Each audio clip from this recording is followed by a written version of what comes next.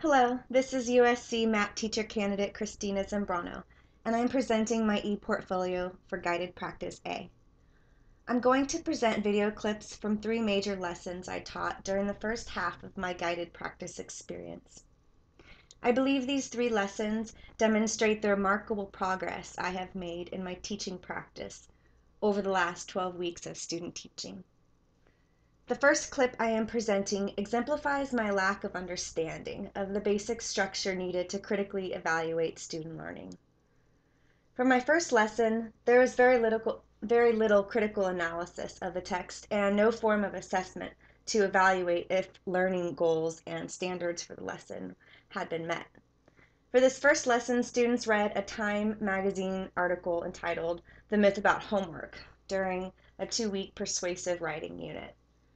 My learning objectives were very weak. They simply asked learners to identify pros and cons of homework and then highlight 5 words or phrases that represent main ideas of the article, and then offer a rationale of their choices.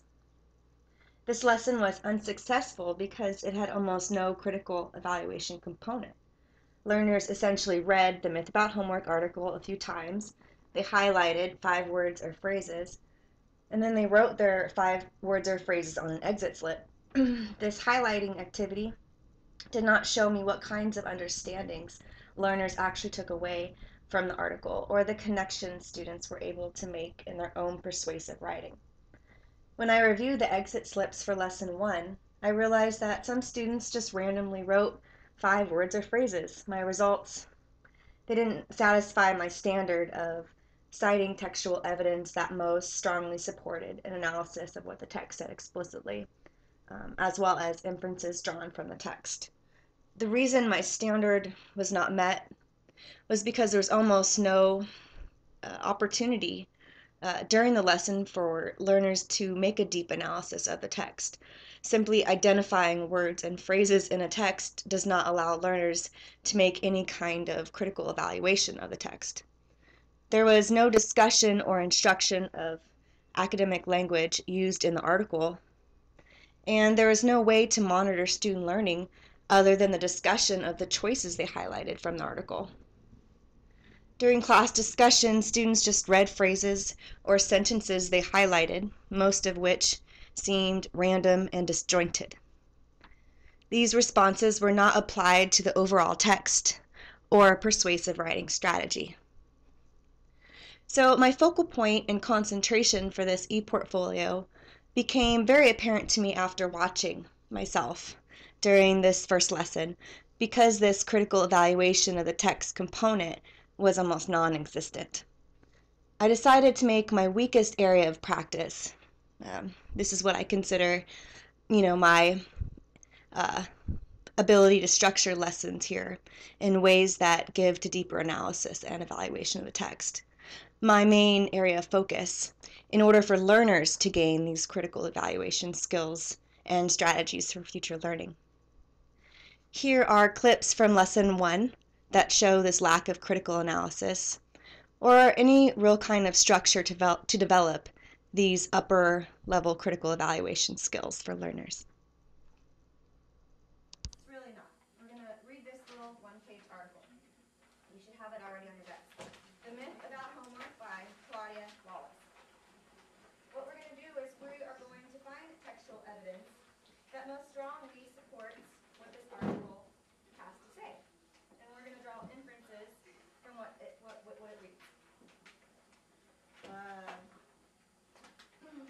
So that's easy. The objectives, we're going to write a pros and cons list. That's what I did. We're going to add to it after the article if we have time, so I'll leave that up there. And you guys will also be able to choose 5 words or phrases from this article that you think are significant, that you think exemplify what the author had to say about this subject about homework. So there's no wrong or right answer of what 5 words or phrases you choose. This is all what you want, what you think. All you have to do is be able to explain and justify your choices. So easy enough. Okay, so can anyone give me another example, an example that they highlighted, a word or phrase they highlighted, and explain to me why you use that example? Because this is what you're going to be doing right now in your pairs. Go ahead. Mary, right? Oh, yeah. Homework does not measurably improve academic achievement for kids in grade school. So it means like homework doesn't really make them any better during school. Right. It doesn't affect their learning at all, really. Perfect. Perfect point. All right, Julian. Elementary school students were averaging 78 minutes a night, and so like, why are like kids, like 10, 11-year-olds and under doing like 70, like over an hour of homework? Like, come on. Right. But I mean, playing devil's advocate, right? You can say, well, if teachers didn't assign a lot of homework, what would kids be doing? You know, so you're saying extracurricular activities, time with family, but what really might you be doing? Would you be playing video games from the time you got home, from the time you went to bed? Maybe. You know, so just, I mean, do I believe that? No. I mean, but just playing devil's advocate, you have to look at the other side too. So, you know, just a point. Go ahead. But I'm kind of dull useless assignments is pressing families and making kids hate learning. I think it's sort of just like a summary because right after it is all the evidence that they have. So it's sort of like a summary of the evidence, which makes it different. Right. And in that phrase, the word oppressive, that's a big word. You know, that's a really important word. That's, you know, oppressive. You can't function with your daily life and it's, you know, overwhelming. That's a really powerful word. Okay, so just get with a partner. Take a few minutes, talk about your choices, and then I'm going to call on some people, ask for a few volunteers, call on a few partners randomly, and we're going to talk about what you guys chose, okay? So I should hear a lot of talking, a lot of back and forth, and make sure you explain why you chose what you did. So can I have a few people give their examples of some more things that they highlighted really fast, and then we'll get to the second clip. Hey. Alright. Teachers, since like other countries with higher test scores than the US, they give out less homework, and countries that have lower test scores give out more homework. Right. So it's like, just look at that. If you look at that, then you should give less homework because like, it's evidence, right? It's proof. It's like the countries that are succeeding and doing really well, they don't give a lot of homework. And the countries that are piling it on and making students do all this homework, they don't really have the test scores to go along with all the homework, you know? it's like in the middle. Right. I actually highlighted the thing that the author wrote up. After all, when have I ever used sake of in a sentence until now? Because Right. I think it shows how some of the stuff we learn in school is like useless. Useless, right. And when are we going to use this in our Exactly. jobs? Exactly, and that's why you should always know why you're doing something and why it matters, right? Are you ever going to use that in a sentence? Right, perfect, good, very good. For Lesson 2, my plans revolved around my learning objectives, standards, and improving this critical literacy component. For my second lesson, I realized I needed to completely reevaluate the way I structured my next lesson in order to help scaffold learning in ways that build learners' critical literacy and to grow in my teaching practice. I first decided I need students highly engaged and motivated in order to accomplish this. I decided to base my lesson on Edgar Allan Poe's story, The Telltale Heart, and play the audio version of the text instead of a traditional class reading. The audio version I chose added interest because it was very lively and told in a very theatrical voice. It was also a very dark, creepy, suspenseful story, so I thought students would find it highly engaging to read and discuss. It was also important for me to incorporate a strong academic language focus in my next lesson. This was almost completely missing in my first teaching and learning event. There was a lot of complex vocabulary in this story that I needed to cover, and that was important to the overall understanding of the text and important to meet my learning goals and standards of this new lesson. This time, my learning goals were aimed at learners' ability to critically analyze and evaluate this text. My learning goals included students being able to predict and infer how characters will react to certain situations, how elements of plot are arranged to tell a story, and analyzing not only the way the author uses symbols, but the significance of these symbols in relation to character setting and plot. These learning objectives directly addressed my standards. This was for learners to determine a central theme or idea of a text and analyze its development over the course of the text, including its relationship to characters, setting, plot, and for all learners to identify significant literary devices in the text that help to define a writer's style to interpret a work. I designed this lesson plan using a constructivist theoretical approach to learning. According to Dr. Laura Brader, professor of education and author of The Impact of Constructivism on Education, Language, Discourse, and Meaning, defines constructivism as the idea that development of understanding requires a learner to actively engage in meaning making. To create this active engagement, I decided to infuse several strategic stopping points during the audio reading of the Poe story, and then ask key questions that help learners critically examine the text.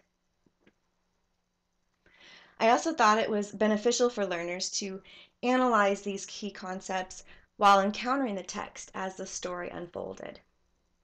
This helped learners develop their understanding of the text, and they actively engaged in this meaning-making process as they read. This think aloud strategy allowed me to ask key questions and monitor student learning as they encountered the text. This constructivist approach and student-centered approach help learners consider other factors that may influence their thinking and help learners to expand and build upon their previous assumptions and ideas of the story. To promote critical evaluation of the text, I not only incorporated a think aloud strategy, but also decided to create a literary device handout, explicitly defining key literary devices, along with relatable examples of these terms, to help scaffold learning in order to complete their written assessment. I will slowly remove these scaffolds like graphic organizers and supporting class handouts, such as literary definitions, as I determine learners' proficiencies increase enough to where they do not need these scaffolds anymore. My use of scaffolding provided learners access to core content while also improving explicit models, providing explicit models, opportunity of practice, and gave feedback to these learners to further develop their language proficiency skills. This written assessment not only asked readers to find evidence in the text of literary devices such as metaphor, simile, personification, and imagery, but also learners to retell the narrator's plan. Constructivist theory says that in order for meaningful learning to occur, learners need to be able to construct newly learned knowledge on top of previous learning using their own frame of understanding. Asking learners to put the story in their own words allowed learners to customize their understanding in the individual ways they construct knowledge. It was important for me to address academic language before this Poe reading. I displayed 7 key terms on the smartboard using a flip chart and front-loaded vocabulary clusters to help learners make a deeper analysis of the text. In order for learners to be able to analyze complex symbols and literary devices in the story, learners first needed to have a solid understanding of the key vocabulary. That would help strengthen students' overall understanding of these key concepts in the Poe story. The following excerpt clips from my second lesson reflect students' increased abilities to critically examine key concepts in the Poe reading during this think aloud and in discussions throughout the paused audio reading. I was able to monitor student learning during these stopping points to determine that learners were working towards meeting their learning goals of the lesson. How calmly I can tell you the whole story. Okay. Right. What does the author mean by mad? Crazy. Right, insane. Does everyone get that? So he's not talking about being angry at someone. He's talking about mad, being insane. Like a mental illness. Okay? And acute again, what did we say acute was? Sensitive or sharp? Sensitive and sharp. And thus rid myself of the eye forever. All right, really quickly. What does he see in the eye? Right, what specifically though does he see? Resembled that of a what? A vulture. What is a vulture? Animal that nature. Is it a bird? Yeah, isn't it an animal like in the deserts? Yeah, it like. Right, it's a bird or prey. And usually this bird preys on sick or injured animals that are already about to die. So it's a predatory kind of scavenger bird, a vulture. Okay, so why did he want to kill the old man? Right. Something about the eye creeped him out. Perfect. Yet, for some minutes longer, I refrained and stood still. Let's predict what you think will happen next. What do you think will happen? What do you think the narrator is going to do right now with this lantern? How do you think he's going to kill him? Cut his eye out. I think you should cut his eye out. You said cut his eye out. You said cut his limbs off. Okay. I think he's gonna smother him. That's the easier way. Okay. And the most memorable? Okay. Hit him with a lantern. Okay. Well, since the eye was like the most thing that bothered him the most, I think it was like even at a Okay. Cut his eye out. All right. Very good predictions. Very good. Yeah. It grew louder, louder, louder. So what noise is the narrator? The heartbeat. Okay. What other noise does he hear from underneath the floorboards? So imagine he's with the police. He has his chair right over the old man's dead body. He's sitting right over it, and he hears what? He hears two sounds. He hears the heartbeat and what else? The watch, right? The tick-tock of the watch that the old man was wearing. Now he's already dead, right? The old man's already dead. So does he really hear the old man's heartbeat? No. Right. Why is he hearing those things? Because he's insane, right? He's hearing things. So the police, they don't hear anything, but he is imagining these sounds in his head. What actions of the narrator show that he is insane? What evidence in the text could we refer to say that guy's insane? Yes. He still thinks that the body's alive even though he chopped it up into pieces. Right. Even though it's chopped up, it is completely dead and buried, literally. He still thinks that there are sounds coming from the old man's heart. Yes. And also like the fact that he has to say, "You think I'm mad? Don't you think I'm crazy?" Like. Excellent point. Just the fact that he has to sort of rationalize with himself that he is not crazy. He keeps saying, well, a crazy person, they wouldn't have the foresight and intellect to pull this off, right? Like how he was like he always likes the old man, like the old man never wronged him, but he still kills him only because of his eyes. Definitely. So he goes to say that, he was nice to this man and he had no problems, that there was, it wasn't over money, it wasn't over, a disagreement, it was just the eye. So this eye was a dead eye, right? It was a blind eye, it was filmed over, milky, right? And just the thought of this eye reminded him of a vulture and just set him off and created this. And also the planning of it, right? For the whole week, he went the whole week being nice to the man, just and knowing the whole time that he's going to murder him. Yeah.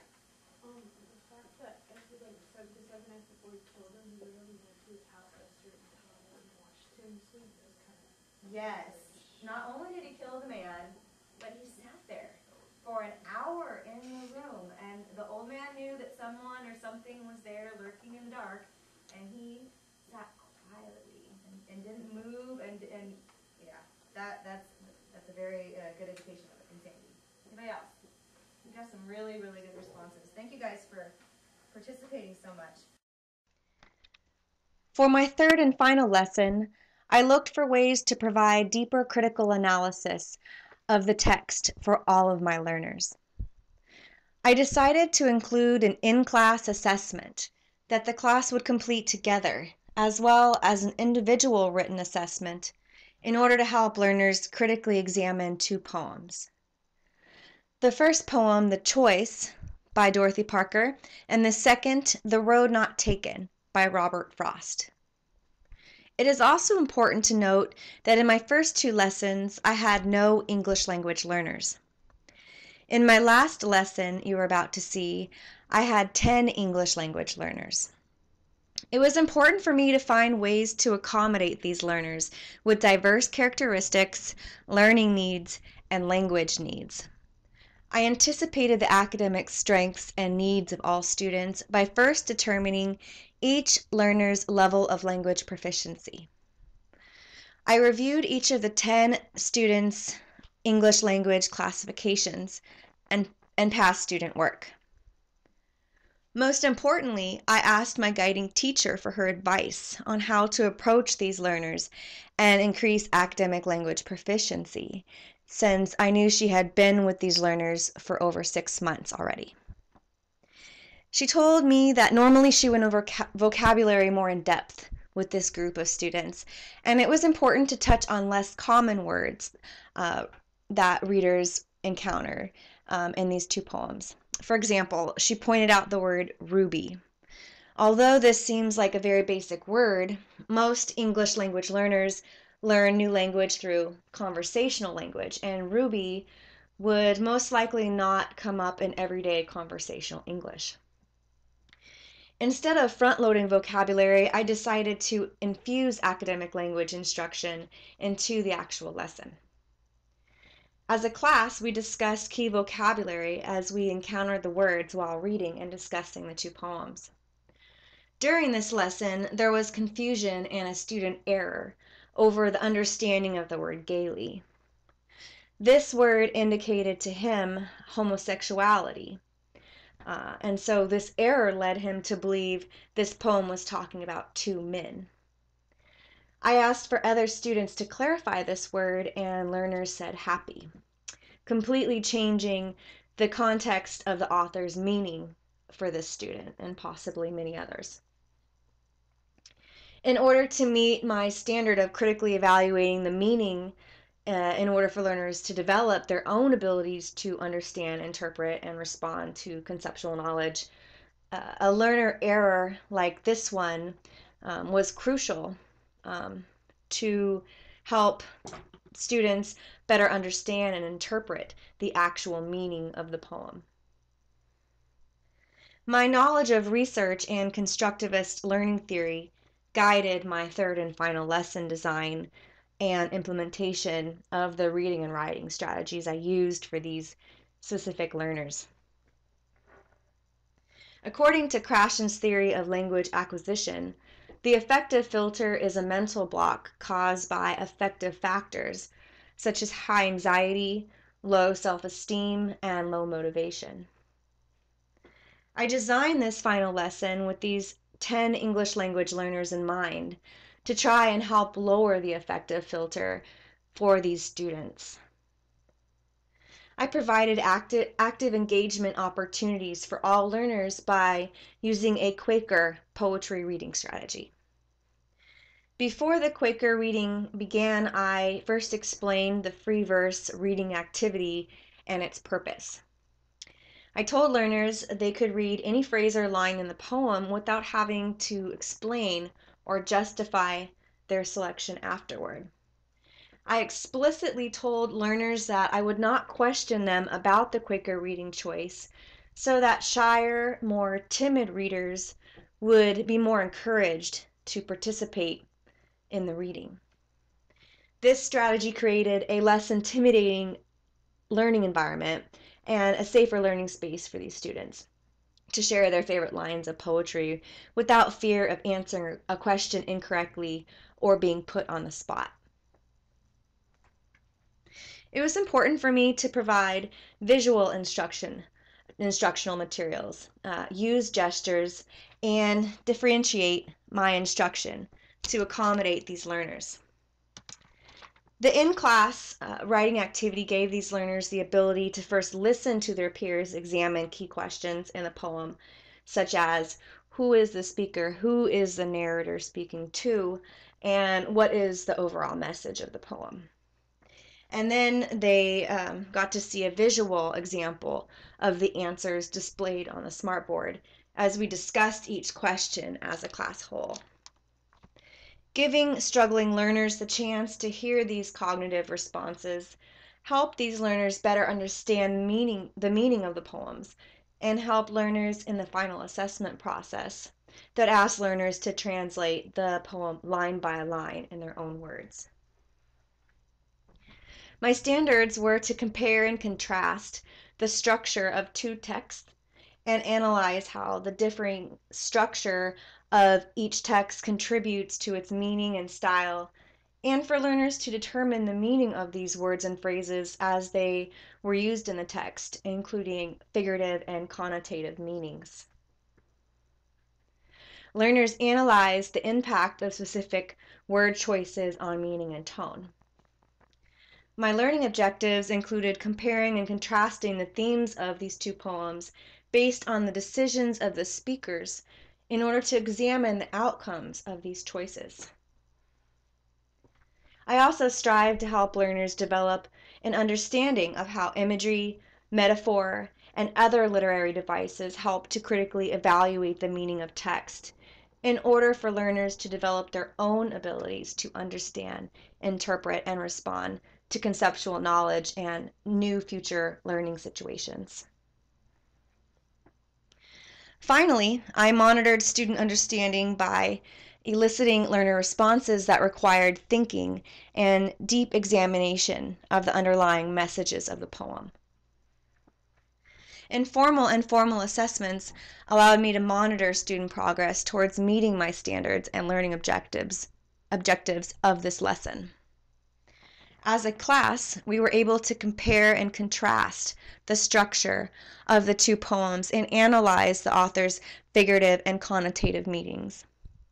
For example, we discussed the two paths in The Road Not Taken and discussed the function of figurative language in the poem and its purpose of representing a choice between two personal decisions. I had to make some adjustments when discussing the second, more difficult poem. Through my use of monitoring during informal discussion, I realized that some students thought the poem meant that one road or decision was somehow better than the other road not taken. This was a clear student error and a very common one. To clarify this point, I used a personal example of a big life decision that I made and discussed my two choices in order to compare these two poems. After I explained my example, I asked, what does this say about my two choices? I checked for understanding and I determined that students did in fact understand my example and my reference to the two poems. A student replied that you were unable to know what your other choice was once you've made a decision. This was exactly the feedback I was looking for, and it told me that students were starting to understand the main ideas of the poem and that our learning goals were being met through these complex understandings. This adjustment was meant to help learners focus on deepening their literary evaluation skills and key understandings. This learner input from the final discussion gave all learners the opportunity to build upon and improve their abilities to understand, interpret, and respond to complex features of the text. Here is some highlights from my third and final lesson. Yes. Does the author, does Dorothy Parker explicitly say that she's a woman? Okay. Okay. So in the poem, we can gather that she is a woman. How do we know this? You think? What? Where in the text? Okay. He giving me rolling lands. What about that sentence? Okay. All right. Well, it could be another guy talking to another guy. That doesn't say that that's a woman, right? What else? Keep going. Keep going further. Keep going further. Go a couple lines more down. Well, not more down. Down further. Go ahead. Yes. Okay. There we go. Queen. Yeah, she's talking about this one is a queen. Perfect. Anybody else? Dresses that women with frosty sheen. Perfect. Where's that at? Dresses that glimmered with frosty sheen. She's talking about dresses being the queen, right? Okay.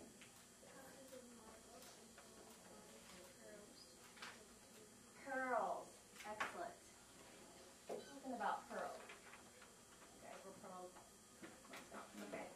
Yes, It's a guy talking to another guy. A what? You think it's a guy talking to a guy? Yeah, I think it's like on the bottom, Okay, well, this word actually, this word gaily. Anyone tell me really what this means, this word? Yes. Happily. Right. So gaily right here is happily. It's not the meaning that we think today in modern times. Happy, yes. So, anybody else? Any other indications that this is a woman speaking? Oh. Shiny ribbons to wrap my hair. Ribbons, yes. Where is that? There we go. Ribbons to wrap my hair. Shining ribbons. Perfect. I see one excellent. Perfect. Right here. Rubies. All right. So this would be a woman. And we know this. We can assume this because of the rubies, of the ribbon, of the pearls, right? What do you think this overall message? What do you think the main idea of this poem? Any ideas? Yes.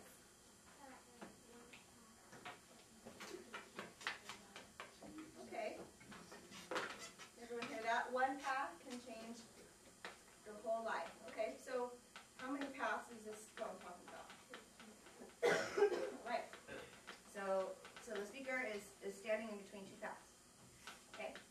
I think he's saying like, if there's two paths, and then you take, or if you take one of the paths, and then, like, let's say you did the wrong thing, right? You can never go back. Wow, that's a great point. Okay. So it's talking about a choice, two paths.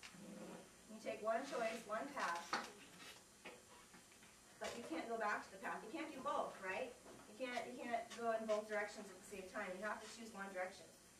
Perfect. Okay, so we're talking about a choice. A choice. A decision. What does it say about the path? What does it say about those two choices?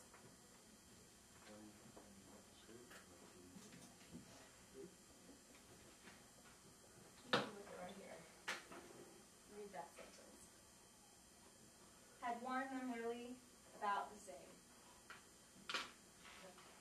So you're looking at a guy.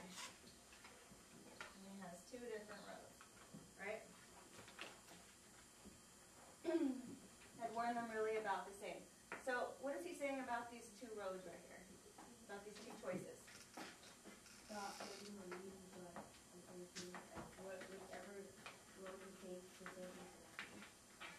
same thing? What is he saying about his choice? So you said it in the beginning. You take one road, right?